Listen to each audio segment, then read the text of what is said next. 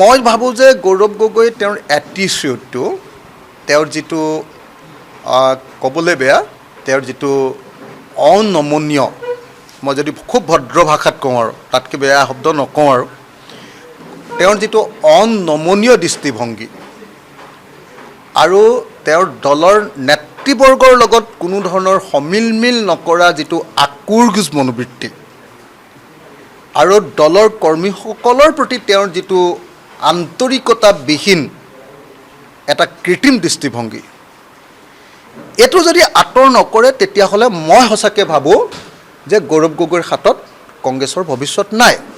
বিশেষকৈ গৌৰৱ গগৈয়ে কাৰো ফোন নধৰে, কাৰো লগত কথা নাপাতে, লগত থকা মানুহজনকো কোনো কথা শ্বেয়াৰ নকৰে, যাৰ ফলস্বৰূপে কি হৈছে যে তেওঁলোকৰ দলৰ ভিতৰত এটা সাংঘাতিক ধৰণৰ বিসম্বাদী অৱস্থান এটা হৈছে। জিকিছে তেওঁলোকৰ গোটেইখিনি মাইনৰিটি মানুহ, কিন্তু মাইনৰিটি মানুহৰ ওচৰত মুখখন উফন্দাই থাকে, বাকী মানুহবিলাকক ইম্পৰ্টেঞ্চটো বেছিকৈ দিয়ে। তেতিয়াহ'লে ক'ত মাইনৰিটি এম এল এবিলাকে মানি ল'ব? জিকিছেতো তেওঁলোকৰ প্ৰতিওতো সন্মানটো প্ৰদৰ্শন কৰিব লাগিব।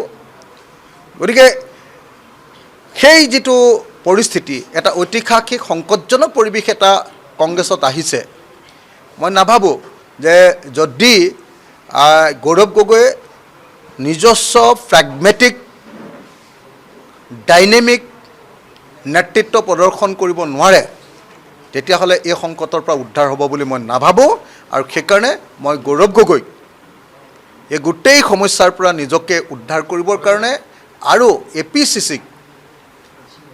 চি চিক আকৌ শক্তিশালী কৰিবৰ কাৰণে, কংগ্ৰেছক শক্তিশালী কৰিবৰ কাৰণে তেওঁৰ যি বডি লেংগুৱেজ, তেওঁৰ যি কথাকাণ্ড, তেওঁৰ যি এটিচিউড, তেওঁৰ যি আকুৰ্গোজ মনোভাৱ, তেওঁৰ যি অনমনীয় দৃষ্টিভংগী, এইবিলাক বদলাবৰ কাৰণে মই ব্যক্তিগতভাৱে শুভেচ্ছা জ্ঞাপন কৰিছোঁ, যাতে কংগ্ৰেছ দলটো ভাল হয়।